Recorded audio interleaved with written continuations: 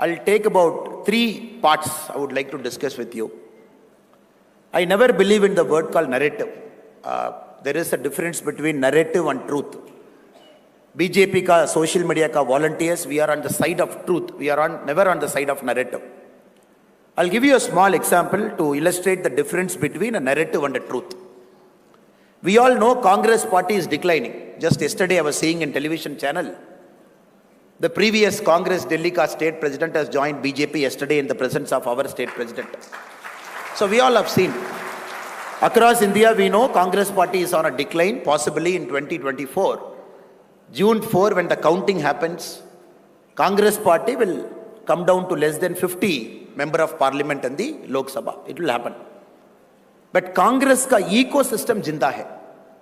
Whatever ecosystem has protected the Congress party over the last 50 years, that ecosystem is still intact.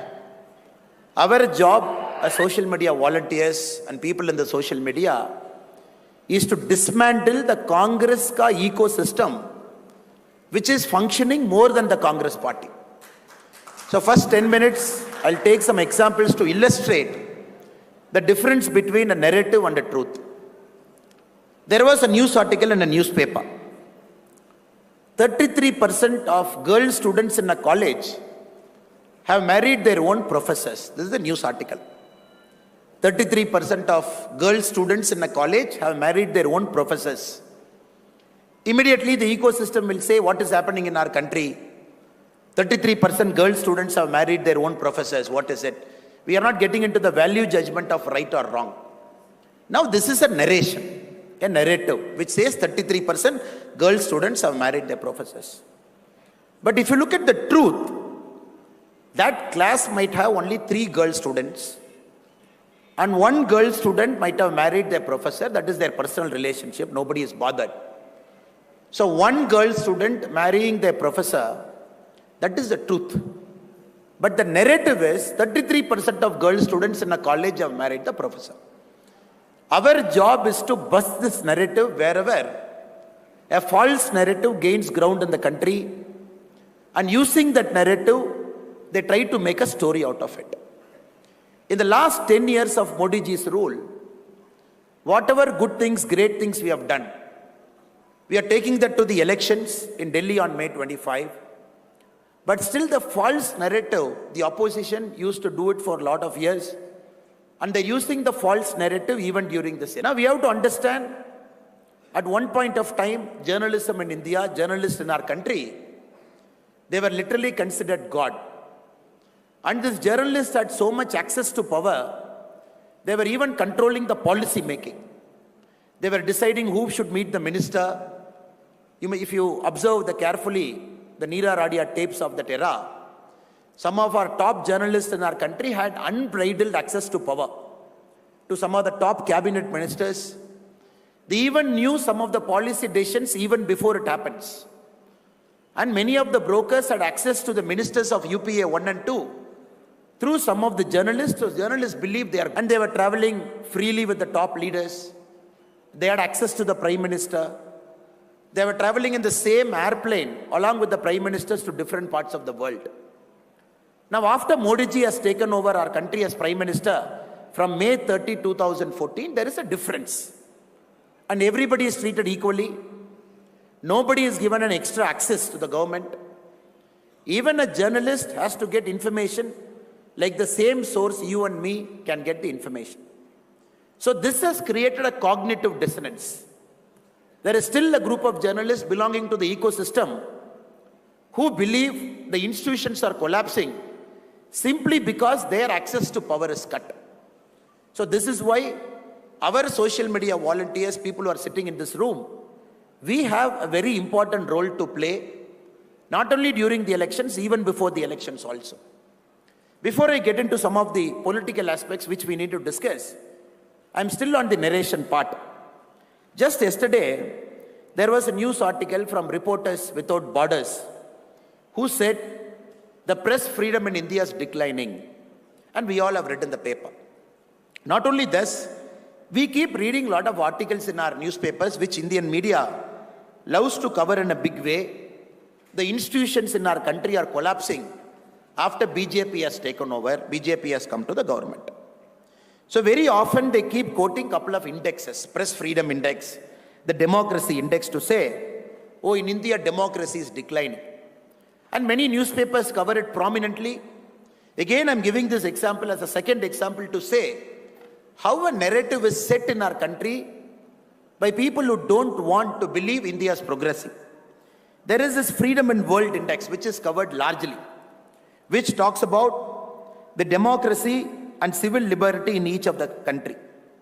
The Freedom in World Index is published by Freedom House based out of New York.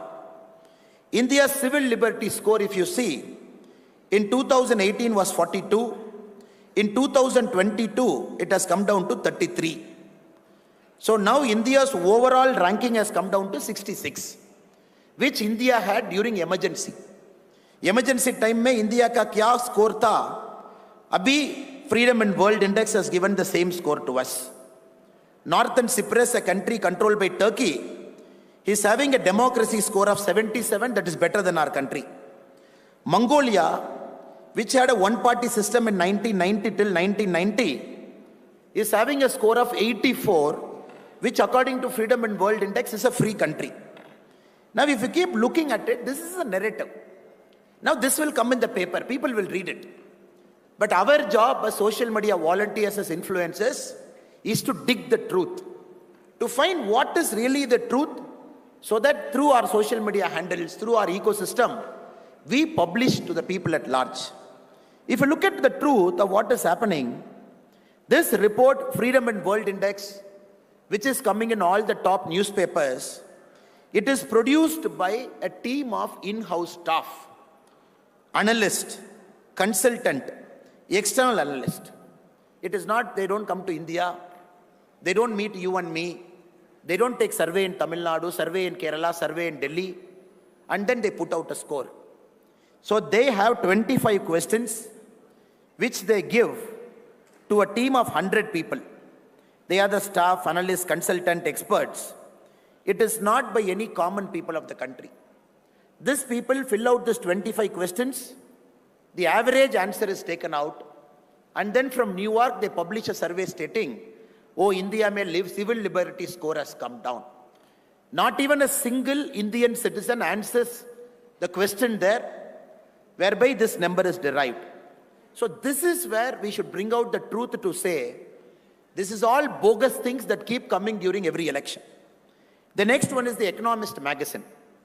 Economist magazine publishes something called Economist Intelligent Unit Democracy, EIU.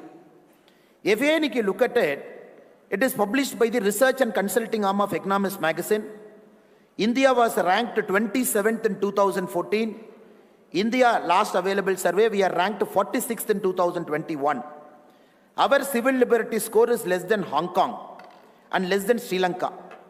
Again, if you see, how did Economist arrive at this number? Economist takes its number from a world value survey. And this world value survey, in which Economist score is based, after 2012, they have stopped reaching out to people to take survey. Again, this is based on expert opinion. After 2012, they never come to a ground. They never ask people what it is happening. Again, the world value survey, a group of people sit down, they mark their score. Friends, the reason I'm starting with this example is, we should understand a narrative is a very, very powerful component in social media. So our job is to go beyond narration.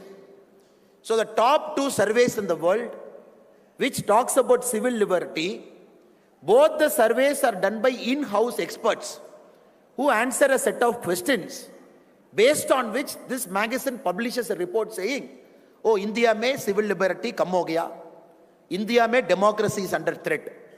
And some Indian journalists based in our country, they will take this report, sit in a newspaper room or a TV room, they will have a prime time debate.